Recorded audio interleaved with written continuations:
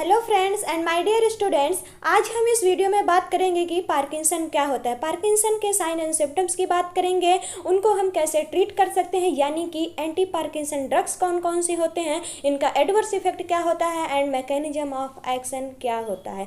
इन सारी चीज़ों को हम इस वीडियो में कवर करने वाले हैं, तो इस वीडियो को पूरा देखें आप बिना स्किप किए हुए। चलिए पार्किंसन क्या होता है इसको जान लेते हैं। बच्चों, हमारी बॉडी में दो सब्सटेंस होते हैं, एक तो होता है एसिटिलकोलिन और दूसरा होता है डोपामीन। एसिटिलकोलिन और डोपामीन हमेशा बैलेंस में रहते हैं, ये दोनों हमेशा बैलेंस में रहते हैं, यानी कि कोई भी सब्सटेंस जो होता है वो बॉडी में बैलेंस बना के रहता है, तभी बॉडी सही तरीके से काम कर पाती है। अब जो ये एसिटिलकोलिन होता है ये कॉन्ट्रैक्शन का काम करवाता है, यानी कि एसिटिलकोलिन के रहने से बॉडी कॉन्ट्रैक्ट करती है, एक्साइटेशन का स्टेज होता है, और जो डोपामीन होता है उससे बॉडी रिलैक्स करती है, यानी कि ये रिलैक्सेशन का काम करता है। और एक बात ध्यान रखिएगा, जब भी किसी को कोई खुशी मिलती है, जब कोई इंसान खुश होता है तो उस इंसान में डोपामीन का रिलीज होता है, तब उस टाइम पे बॉडी से डोपामीन रिलीज होता है जिस टाइम पे उसे खुशी मिलती है। क्लियर?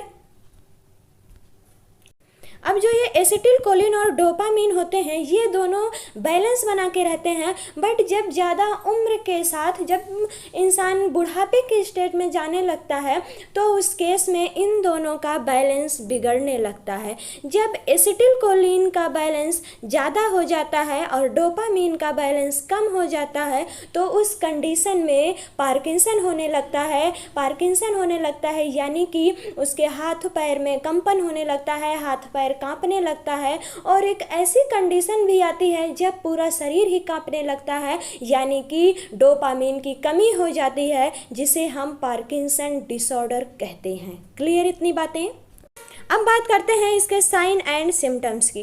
तो इसका जो साइन एंड सिम्टम्स होता है इसमें हाथ पैर कांपने लगते हैं, यानी कि हाथ पैरों में ट्रेमर्स होता है, रिजिडिटी होता है, स्टिफनेस होता है। इस डायग्राम में आप देख सकते हैं किस ट्रेमर्स होता है, यानी कि हाथ पैर कांपने लगते हैं, पूरा शरीर कांपने लगता है। ब्रैडीकाइनेसिया होता है, यानी कि मूवमेंट स्लो हो जाता है, स्लोड मूवमेंट। रिजिड मसल्स हो जाता है, मसल्स में रिजिड हो जाते हैं muscles. Empire posture and balance हो जाता है, बॉडी में बैलेंस नहीं बन पाता है। And loss of autonomic movements, हम चल फिर पा रहे हैं, हमारा मन कर रहा है हम बैठ रहे हैं, हमारा मन कर रहा है हम पानी का गिलास उठा रहे हैं, लेकिन जिस इंसान को पार्किंसन हो जाता है, जिनका हाथ पैर कांपने लगता है, अगर वो चाहे वो पानी का गिलास उठाएं तो वो पानी का गिलास उनके हाथ से कांपने लगता है, जिसकी वजह से वो अच्छे से मतलब उठा नहीं पाते हैं, वो अच्छे से अपना काम भी नहीं कर पाते हैं। और स्पीच चेंजेस हो जाते हैं, उनके स्पीच भी चेंजेस होने लगते हैं, यानी कि वो क्लियर बात भी नहीं कर पाते हैं, ऐसी भी कंडीशन उनके साथ आती है। और राइटिंग चेंजेस हो जाते हैं, यानी को पार्किंसन हुआ रहता है उनकी राइटिंग चेंज होने लगती है। अगर वो कोई चीज़ लिखते हैं तो वो क्लियर नहीं लिख पाते हैं, यानी कि हम लोग उसे सही से समझ भी नहीं सकते हैं कि ये क्या लिखा गया है, इसलिए राइटिंग चेंजेस भी हम बोल सकते हैं। अब बात करते हैं नॉन मोटर सिम्टम्स के। नॉन मोटर सिम्टम्स में यही सारी चीज़ें आती हैं। डिफ़िकल्टीज इन स्लीपिंग होता है, यानी कि जो पेशेंट होता है उसे सोने में डिस्टर्बेंस आता है, वो सही से सो नहीं पाता है। लॉस ऑफ स्मेल आती है, यानी कि कुछ कंडीशन ऐसे भी आते हैं जिसमें इंसान की सूंघने की शक्ति ख़त्म होने लगती है धीरे धीरे। स्लर्ड स्पीच होता है, मैंने आपको बताया कि वो सही से बोल नहीं सकता है। डिजीनेस आएगी, फेंटिंग आएगी, यानी कि वो सही से लिख नहीं पाएगा, उसकी लिखावट क्लियर नहीं होगी, उसकी लिखावट छोटी हो जाएगी, ऐसा मानना है, ऐसा साइंटिस्टों का मानना है, और ऐसा रियल में देखा भी जाता है। आप अपने बाबा दादा या किसी भी बुजुर्ग इंसान को ऐसा देख सकते हैं। क्लियर? चलिए अब आगे बात करते हैं। आगे क्या है? हाँ, यहाँ पे एक सेकेंडरी मैनिफेस्टेशंस है, जिसमें कि यहाँ पे एक सब्सटेंसिया नाइग्रा दिया हुआ है। सब्सटेंसिया नाइग्रा बच्चों ब्रेन के मिड ब्रेन में पाया जाता है। ब्रेन का पार्ट आपने पढ़ा होगा, ब्रेन का ये एनाटॉमी में पढ़ाया जाता है। फिलहाल हमारा ये एनाटॉमी का टॉपिक नहीं है, मेरा फोकस सिर्फ पार्किंसन पे है, तो मैं आपको पार्किंसन ही बताऊँगी, बट आपका अगर डिमांड रहा तो मैं एनाटॉमी की वीडियो ज़रूर ले आऊँगी। तो चलिए यहाँ पे देख लेते हैं ये सब्सटेंसिया नाइग्रा क्या करता है। सब्सटेंसिया नाइग्रा मिड ब्रेन में रहता है, जो कि डार्क ग्रे कलर का होता है, और यही रिस्पॉन्सिबल होता है बॉडी मूवमेंट के लिए। बॉडी जो भी मूवमेंट करती है, हम चलते फिरते हैं, हम बैठते उठते हैं, हम यहाँ से वहाँ जाते हैं, ये सारे इन सब के रिस्पॉन्सिबल ये सब्सटेंसिया नाइग्रा ही होता है।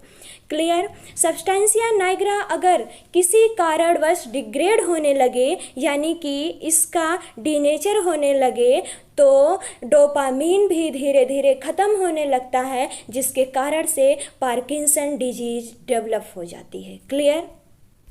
चलिए अब जान लेते हैं कि पार्किंसन डिजीज किन किन से कॉज होता है। इसके कॉजेज के बारे में जान लेते हैं। कॉजेज ये ज़्यादा एज की वजह से भी हो सकता है जिनका बुढ़ापा आया हो, ये ज़्यादा उम्र की वजह से ये हो सकता है। डोपामीन की कमी से ये हो सकता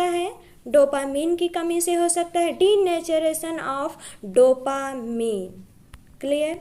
and degeneration of dopaminergic receptor के भी डीजेनरेट होने पर ये पार्किंसन हो सकता है। और एसिटिल कोलिन के लेवल को इंक्रीज होने पर भी पार्किंसन हो सकता है, यानी कि एसिटिल कोलिन जब बॉडी में ज़्यादा होगा, मैंने आपको बताया कि एसिटिल कोलिन कॉन्ट्रैक्शन का काम करता है, यानी कि जब एसिटिल कोलिन ज़्यादा होगा तो बॉडी कॉन्ट्रैक्ट करेगी, यानी कि ट्रेमर्स होने लगेंगे।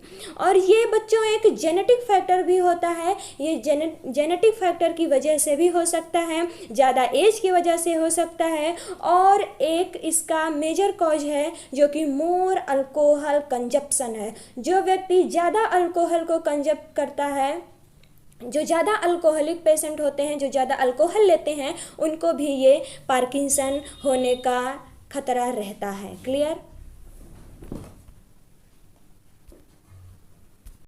चलिए अब हम जान लेते हैं कि एंटी पार्किंसन को कैसे ट्रीट कर सकते हैं, यानी कि हम कौन सी ड्रग देंगे और इसे क्या प्रोसेस करेंगे, जिससे कि मैंने आपको इतना बताया तो इससे आप इतना तो गेस कर ही लिए होंगे कि आखिर हम ऐसा क्या करेंगे जिससे पार्किंसन को ट्रीट कर पाएंगे। मैंने बताया कि जो एसिटिल कोलिन होता है वो कॉन्ट्रैक्शन का काम करता है। अगर एसिटिल कोलिन का लेवल ज़्यादा होगा तो इसका मतलब पार्किंसन कॉज होगा, और डोपामीन का लेवल कम होगा तो पार्किंसन होगा। तो अगर हम कुछ ऐसा कर दें जिससे कि डोपामीन का लेवल बॉडी में इंक्रीज हो जाए, जिससे कि डोपामीन बॉडी में बना रहे, तो क्या होगा, तो इससे हमारा पार्किंसन ट्रीट हो जाएगा, यानी कि हम पार्किंसन को ट्रीट कर लेंगे।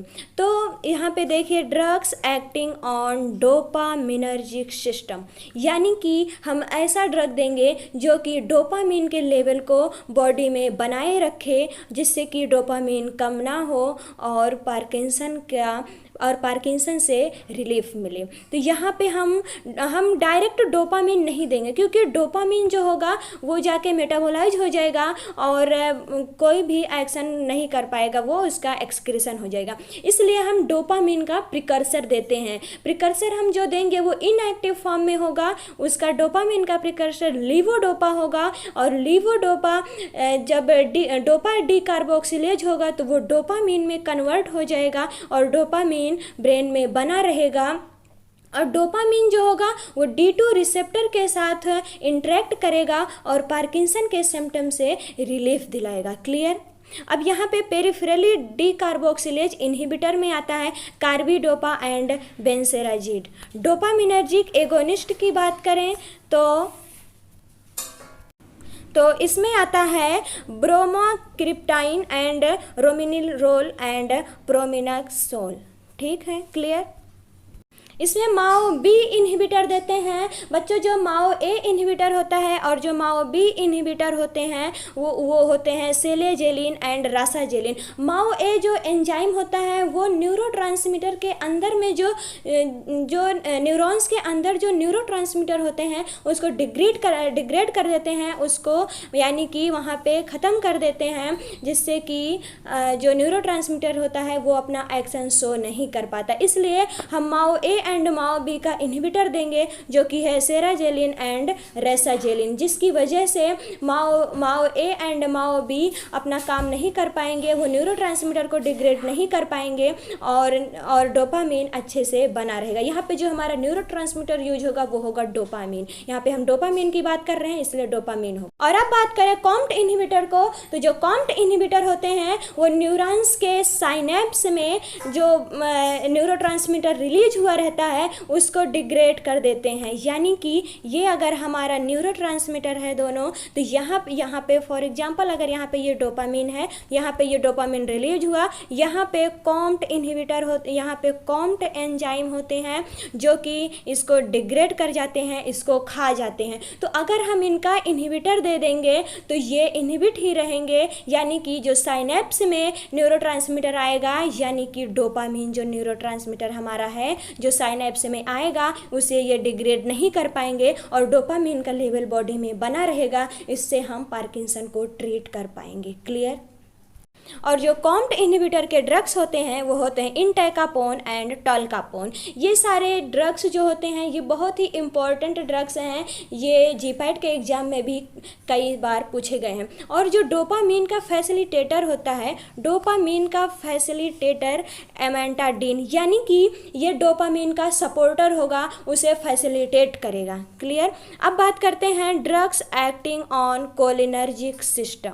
Drugs acting on cholinergic system. Cholinergic system यानी कि जो एसिटिल कोलिन को काम करेगा, यानी कि एसिटिल कोलिन को कम करेगा, इसीलिए इसे बोलेंगे कोलिनर्जिक सिस्टम। इसमें जो ड्रग्स दी हुई हैं वो हैं बेंजहेक्जोल एंड बाइपेरिडेन, और जो एंटी हिस्टामिनिक्स ड्रग हैं वो हैं प्रोमेथाजीन एंड ऑर्फेनेड्रीन।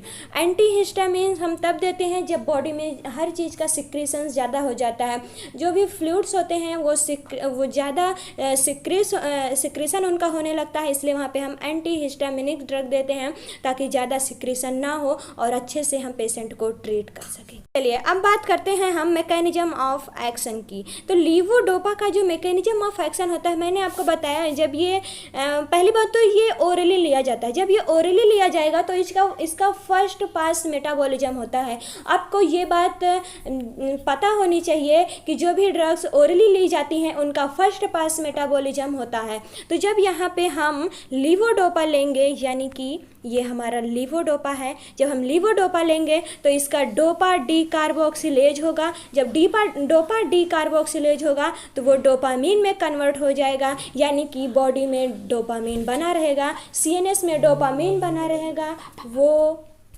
और ये जो डोपामीन होता है, ये डोपामीन अपने D2 रिसेप्टर से इंटरेक्ट करता है और पार्किंसन से रिलीफ दिलाता है। बात करें अगर इसका कार्डियोवैस्कुलर सिस्टम में, यानी कि CVS यानी कि कार्डियोवैस्कुलर सिस्टम पे, तो यहाँ पे हार्ट रेट इंक्रीज हो जाएगा, यानी BP इंक्रीज होगा। और इसमें CTZ जो होता है, एक CTZ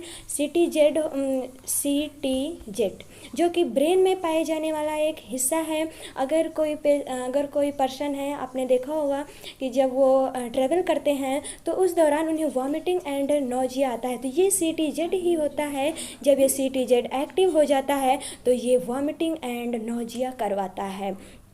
और इसमें प्रोलैक्टिन का प्रोडक्शन भी डिक्रीज हो जाता है, decrease the production of prolactin. और इसके एडवर्स इफ़ेक्ट की बात करें तो एंजाइटी होता है जो कि एक्साइटेटरी नेचर का होता है।